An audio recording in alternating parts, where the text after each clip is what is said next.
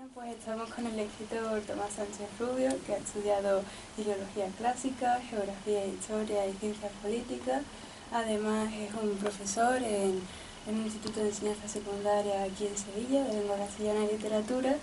Y aparte de eso, también pertenece a la Fundación de Escritores Basili Escritores y a una asociación colegial de escritores. ¿Qué definiría usted del género de la poesía a la hora de escribir? ¿Por qué se ha ido más hacia ese género a la hora de expresar sus ideas que hacia otros géneros literarios?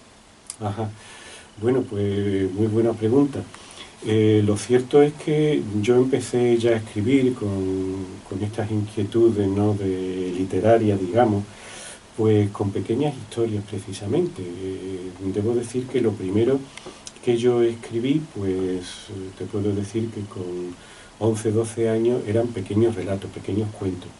De hecho, en los últimos tiempos, pues casi me estoy orientando más de nuevo hacia lo que es el relato corto, el microrrelato. Pero lo cierto es que hasta ahora el grueso de mi producción ha sido poética. ¿Por qué la poesía? ¿Por qué la poesía precisamente? Bueno, pues yo empecé a leer muy pronto, la que te estoy diciendo, a los 11 años, y bueno, mi primer contacto con la poesía fue pues esa rima de Becker que existían en todas las casas, ¿no?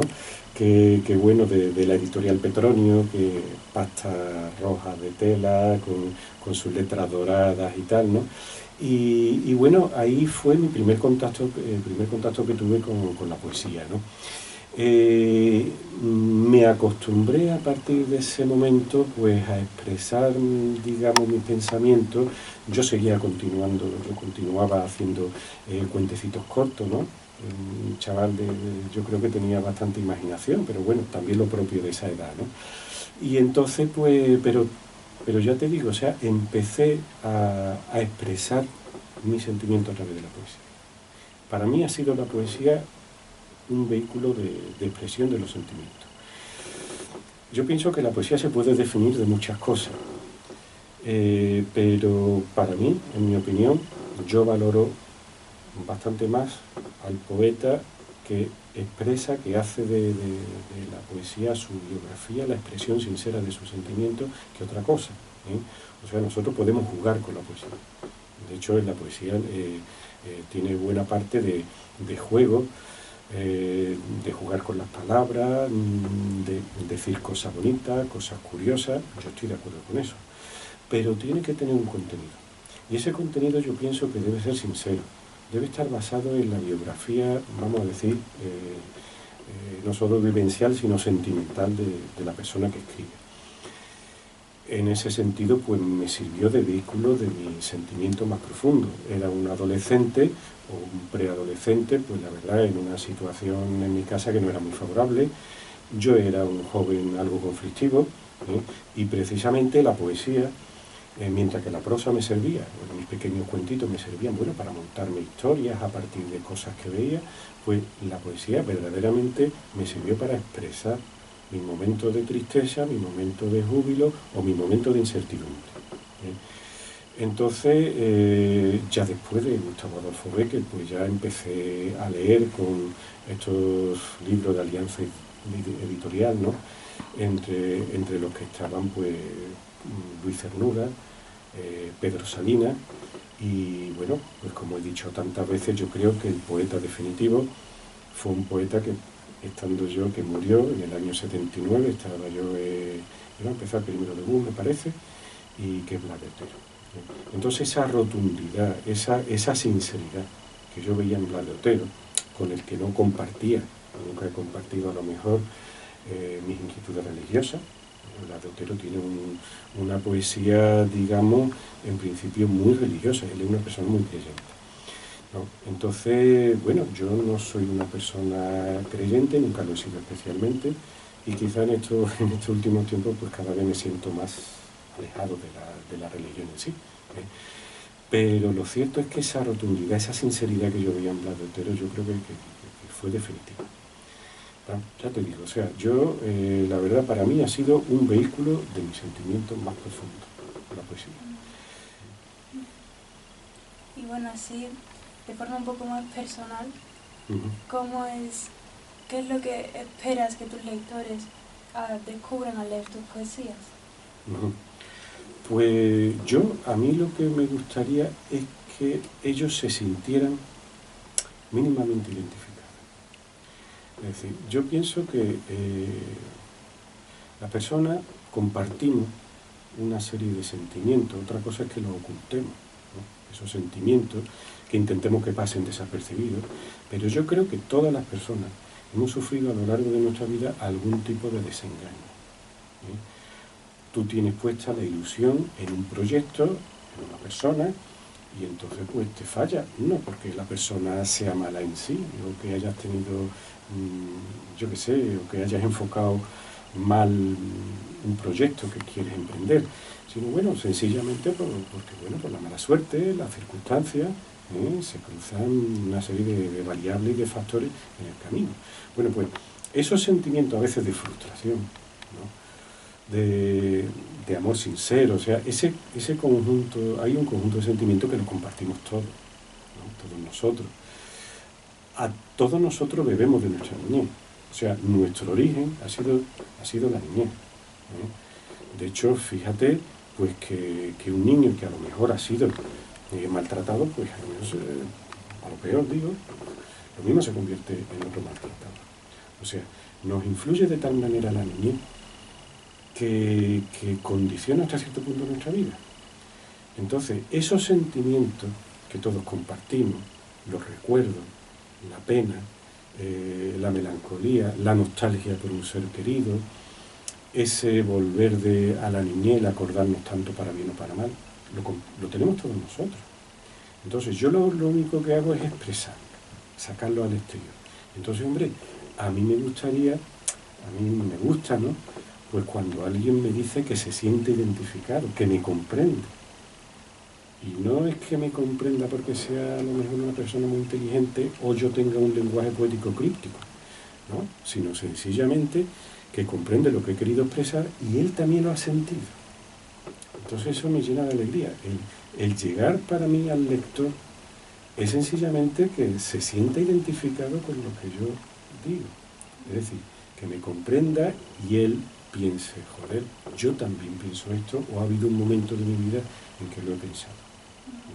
Quiero hablar un poco también de que la poesía, al igual que otros géneros literarios, ha evolucionado hacia un entorno más digital o hacia otros formatos que permitan su escenificación o con un lenguaje más conciso y preciso, como son los microrelatos o los haikus. Y además, soy consciente de que usted ha utilizado muchos de esos recursos, como los haikus, los microrelatos o también revistas digitales para hacer poesía. Y quiero que me diga un poco cómo definiría esas nuevas formas de hacer poesía y cómo ha afectado al género en sí. Nuestra sociedad ha cambiado y no va a parar de cambiar. Entonces estamos en un escenario en el que las publicaciones digitales salen sencillamente más baratas que las editadas en papel convencional, ¿no? Las convencionales. Entonces debemos sencillamente ajustarnos a eso. ¿Sí? Efectivamente, yo participo, por ejemplo, pues ahora mismo en 2 publicaciones digitales. En una mando creaciones, relatos, pequeños relatos, y en la otra pues envío, trabajo todos los meses, pues un artículo de investigación literaria o de tema, digamos, no de creación, sino de literatura en sí, ¿no? Entonces, efectivamente tenemos que acostumbrarnos a eso. Y eso es otro tipo de lenguaje. Es decir, una persona que es posible que le cueste trabajo sentarse ahora delante del ordenador o mirar el móvil y leerte a lo mejor cosas demasiado largas, ¿no? Entonces acudes, pero es que además no es que tú acudas como creador, es que a lo mejor las publicaciones te piden relatos pequeños, o los concursos que se convocan, pues te ponen un límite de 100 palabras. Ya de los concursos, ¿no? Pues te piden a lo mejor otra cosa que a ti te guste. A mí me gusta bastante el microrrelato, cuando es bueno, no los míos, pero a mí me gustan porque en muy poco espacio son capaces de lanzarte un mensaje que te deja reflexionando, que te deja pensando, que te da a veces un aldabonazo en la cabeza, ¿vale? Entonces, bueno, a mí, ya te digo, a mí me gusta, pero aparte de eso, la sociedad se está orientando a eso. Está buscando cosas, o sea, está buscando cosas que el que mire el móvil, pues lo vea mientras está en el metro, ¿de acuerdo? Acabe una historia mientras está en el metro, ¿de acuerdo? Entonces, por eso también el formato más pequeño, ¿no? Porque en cierto modo lo demanda la sociedad. Pero también quería decir dos cosas. La primera, que vas a cualquier librería o vas al Corte Inglés, que es donde mejor ve los libros, me refiero en toda su extensión, ¿no? Y entonces ves que el libro de papel todavía tiene una larga vida, ¿no? Eso sí es cierto, y a todos nos hace ilusión escribir en papel, más que editar en un formato digital. Eso al papel todavía le queda larga vida, afortunadamente, ¿no? Y después, lo otro que querría añadir es que yo también pienso que toda esta abreviación, digamos, ¿no?, entre comillas, de la literatura, pues hombre, también puede traer una cierta superficialidad. ¿En qué sentido? Todo el mundo escribe, todo el mundo, cosa que veo muy saludable, pero todo el mundo escribe y piensa que debe tener lectores, y que lo suyo es bueno, y no se somete a una criba demasiado rigurosa, no son las personas autocríticas con lo que hacen, ¿de acuerdo? Porque muy bien que tú quieras hacer haiku, porque además es un formato más bien sencillo, pero oye, enséñale lo que haces a los demás y bueno, intenta tener una cierta autocrítica, ¿vale? Bien. Entonces, ya te digo, hay un peligro aquí de inclinación a lo mejor a la superficialidad, a querer hacer las cosas tan inmediatamente y querer yo publicar tanto y de tal modo, pues que al final no estemos haciendo literatura. Creo que en ese sentido, relacionado con ese concepto de superficialidad y demás, se podría hablar de literatura basura hoy en día. Pues por desgracia sí, por desgracia sí. Hay que tener mucho cuidado con esto, porque sí es cierto que todo el mundo tiene derecho a expresar su pensamiento a través de la escritura y su sentimiento. O sea, de hecho, yo pienso que es una terapia. Al igual que mucha gente pinta para sentirse mejor, para sacar fuera su vena creativa, lo cual le haga hacer las paces consigo mismo o que suba su autoestima, pues también la escritura ayuda a las personas, ¿no?, pues digamos, precisamente a eso, ¿no?, a levantar a lo mejor su ánimo, a sentirse valioso, a sentirse igual que el resto de las personas. Es decir, el escribir tiene un valor terapéutico, eso no lo podemos negar. Pero pienso que no todo eso es literatura, ¿de acuerdo? O sea, todos tenemos derecho a expresar lo que sentimos en cualquier momento, al igual que en una charla con nuestros amigos, que es lo más saludable del mundo. Yo pienso que cuando uno tiene problemas, lo mejor que puede hacer es comunicárselo a sus amigos de verdad, a los que tiene alrededor, ¿no? Y bueno, pues tiene derecho a eso, por supuesto que sí, pero ya te digo, no todo es literatura. Yo pienso que debe cumplir, pues, no sé, una serie de requisitos, y yo creo que el más sencillo es, primero, saber expresarte en condiciones en tu lengua, ¿de acuerdo? O sea, el tener consciente de cuáles son las reglas básicas ortográficas, ¿no?, y de concordancia de tu propia lengua. A partir de ahí, tener un vocabulario adecuado a cada momento.